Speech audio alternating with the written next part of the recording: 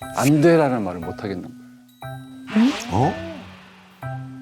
커피숍이 한 이제 3년째인데 사장님 제가 뭐 주말에 쉬는데 땜빵 좀 해주실 수 있어요? 그러나 사장님한테? 사장님한테? 그래 그럼 내가 땜빵 해줄게. 그럼 저도 일을 보고 좀 쉬어야 되는데 그래가지고 땜빵 해달라면 제가 이제 또 땜빵하고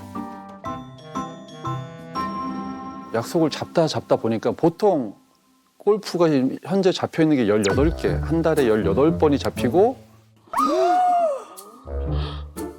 하루 건너 하루가 아니라 어쩔 때는 월화수목금 뭐 이렇게 5일 내내 친 적도 있고 여러 가지로 나한테 지장이 있는데 또 갈 수가 사실 가기 어려운 상황인데도 거절을 못해서 잡았다가 점점 날이 다가오면 부담이 되는 거예요. 그 약속을 가야 된다는 게.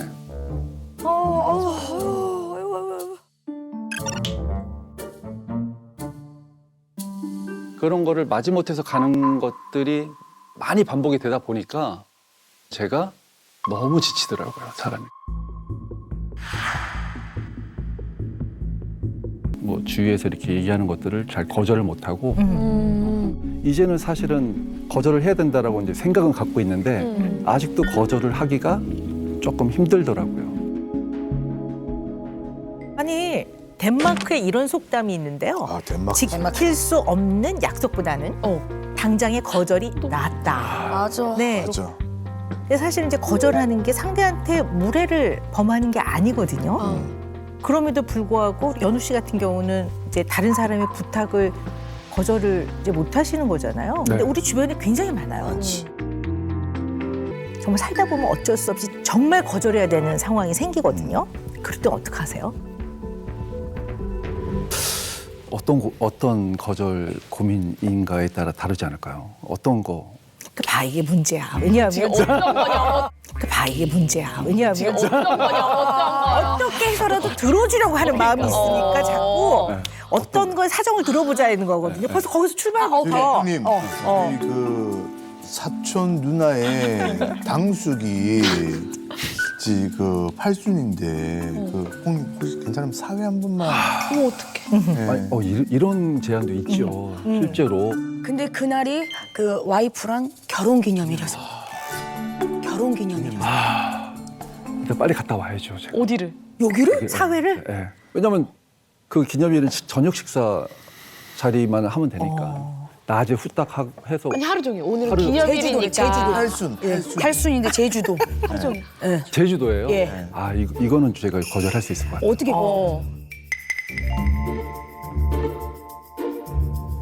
정수를 보내겠다. 내가 시간이 안 되니까. 한형수 씨를 아니 가만히 미안하다. 나는 진짜 미안하다. 가고 싶은데 내가 하필 오늘이 결혼 기념일이다. 대신에 정수 보낼게. 아니 형님 결혼 기념일은 내년에도 돌아오는 거잖아요. 근데 팔순은 어떻게 집요하다. 야 그러면은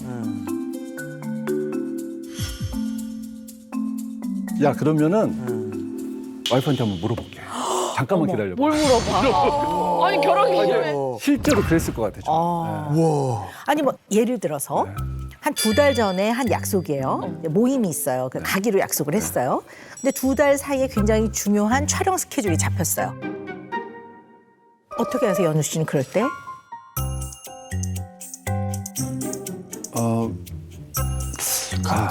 갔네. 아, 저 호흡은 갔어. 가는 호흡이야. 갔어, 갔네. 아, 이거는 가는 거야. 촬영이 아니더라도 제가 약속이 이제 뭔가가 중복이 돼가지고 못 가는 상황이 되면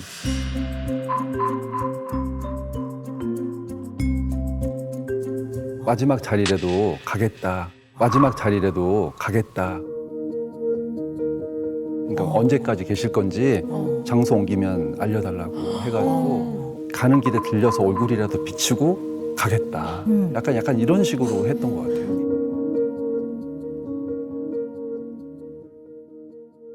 거절을 잘 못하는 분들 중에는 거절을 하면 상대가 나를 싫어할 것 같아서 거절 못하는 사람이 있거든요. 그러니까 내가 거절을 하면 이 사람이 나를 싫어하고 그러면 결국 인간관계에서 내가 거절당할까 봐 나라는 사람 자체가 그럼 굉장히 두려움이 깔려 있는 거죠. 그러면 거절에 대해서 굉장히 민감해지거든요. 그래서 거절 민감성이 굉장히 높은 분들이 있어요. 거절 민감성 요거 한번 우리 알아보는 자가 방법이 체크 있을까요? 한번 해볼까요? 제가 거절 민감성 체크리스트 7문항을 한번 준비를 해봤는데요. 이 중에서 몇 개가 해당이 되시는지 한번 세워보시면 좋을 것 같아요. 자, 첫 번째, 거절하면 상대방이 상처받을까 봐 걱정된다. 네. 두 번째, 차라리 내가 손해보는 게 낫다고 생각한다. 세 번째, 문자 메시지가 왔을 때 뭐라고 대답할지 주저한다. 네 번째, 선물을 줘도 상대방이 마음에 들어하는지 여러 번 확인한다.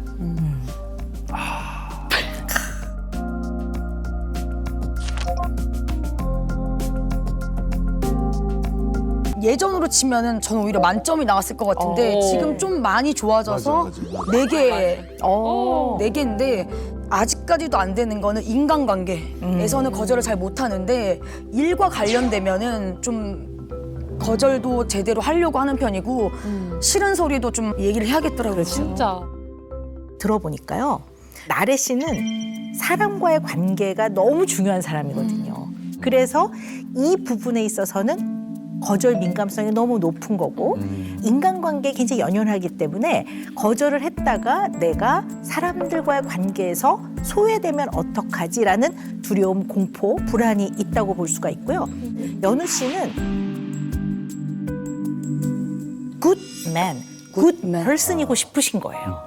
조연우라는 사람이 누군가가 나한테 뭔가를 부탁을 했을 때 내가 그냥 거절을 해서 이 사람한테 싫은 소리를 해야 되고 이 사람이 좀 속상해하는 이 꼴을 내가 보고 내가 그 상황에 처한 내가 싫은 거예요. 이게 되게 다른 거예요. 그게 좀 보기 싫더라고요. 네네. 네. 네. 그러니까 싫은 소리를 했을 때 이 상대방도 응. 그 상처받는 모습이나 뭔가 약간 마음이 다치는 모습 보는 걸 싫어하기 때문에 제가 그냥 감수하고 아니면 뭐 부탁하는 것도 그냥 내가 일단 다 감수하자.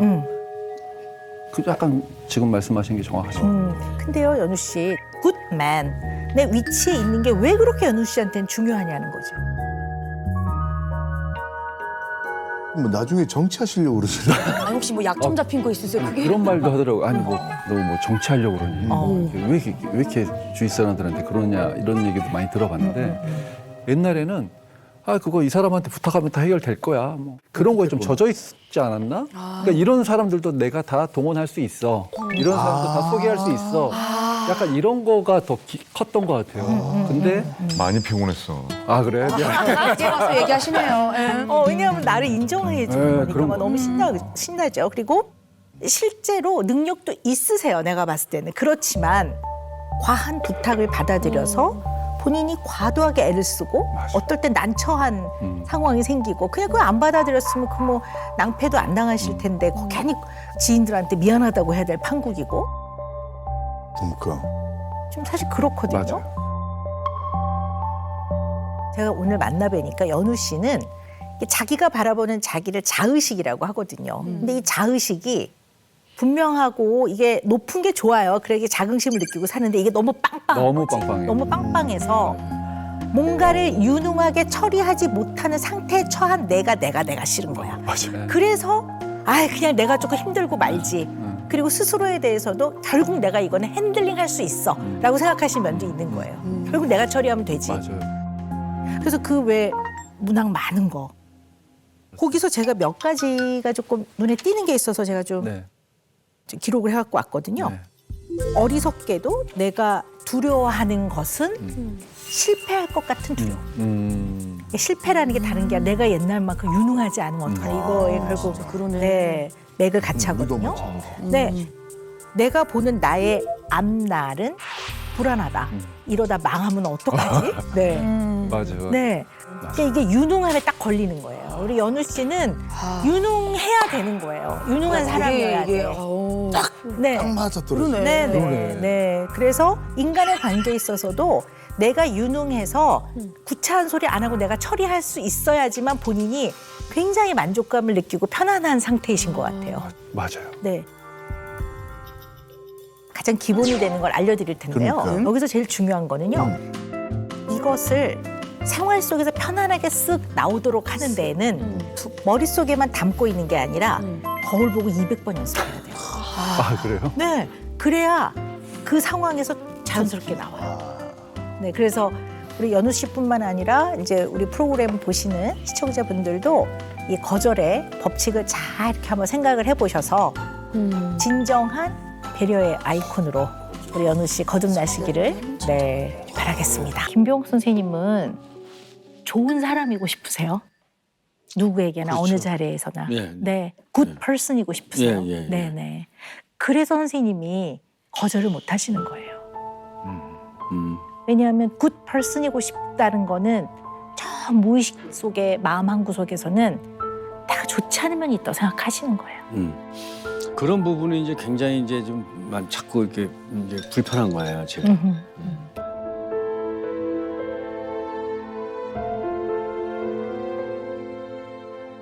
저는 그냥 싫은 소리를 단지 못하는가라고 생각했는데 보니까 어머님이나 아버님의 생활의 신조를 집은 못 지켰지만 내가 이거라도 지키고 살아야 되겠다는 것도 크신 것 같아요.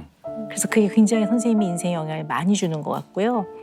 가족에 대한 미안함 때문에 지금은 불편한 것도 굉장히 많이 참으시고 맞춰주시는 것 같아요. 그러나 좋은 사람의 어떤 그러한 자신으로서 살아가고 싶은 마음이 너무 많았기 때문에 거절 잘 못하시고 싫은 소리 못하시고 그게 다른 사람이 봤을 때는 배려와 이해로 보였겠지만 선생님의 한 인간의 내면을 쫙 들어가 보면 그거는 반동 형성이라고 하는데요. 리액션 포메이션이라고 볼 수 있습니다. 이거는 방어 기제 중에 하나인데요. 심층에 가장 깊이 있는 마음이 들키게 될까 봐 어떻게 보면 이거를 꽉 누르고 억제하고 억압하고 약간 반대의 마음으로 대하는 거죠. 그러니까 예를 들어 누가 이제 계속 삼겹살을 먹으러 가자고 해요. 근데 반동 형성이라는 방어 기제를 쓰지 않는 사람은 편안하게 얘기해요. 아, 나 이거 돼지고기 싫어하는데 왜 자꾸 먹으러 가자고 그래. 근데 이제 그 말을 평소에 편안하게 못하고 많이 억압해 놓은 사람들은 그게 터져 나올 때 본인이 감당이 안 될 것 같아요. 막 화를 낼 것 같거든요. 그러니까 오히려 아우 또 이렇게 사주신다니까 너무 감사합니다 이렇게 하게 되는 게 어떻게 보면 어떨 때는 싫기도 하고 막 화도 나고 막 어떨 때는 분노도 있고 이런 감정들이 너무 많이 이렇게 눌려져 있는 걸 의미하는 거죠. 그래서 어떻게 보면 집에 와서 가장 가까운 가족을 대할 때는 함부로 대하는 게 아니라 제가 볼 때는 너무나 안전하고 편안한 대상이기 때문에 집에 와서는 그 반동 형성이라는 방어 기제를 약간 놓으시는 거죠.